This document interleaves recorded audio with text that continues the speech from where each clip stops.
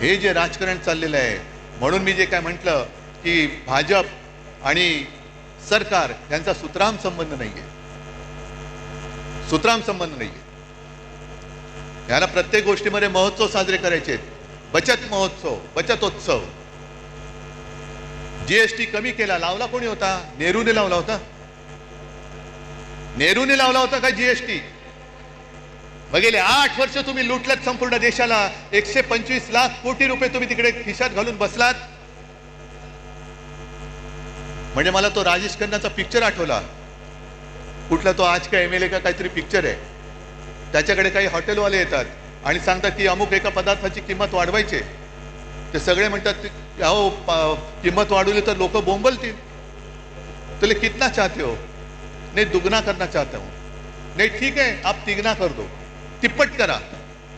सगळे आजूबाजू सांगतात तो तिप्पट काय लोक रस्त्यावरती उतरतील. आपण राजेश खन्ना मुख्यमंत्री असतो सांगू उतरने दो. लोग रस्ते पे उतरेंगे, आंदोलन करेंगे, तोडफोड होईल. मग लोक माझ्याकडे येतील.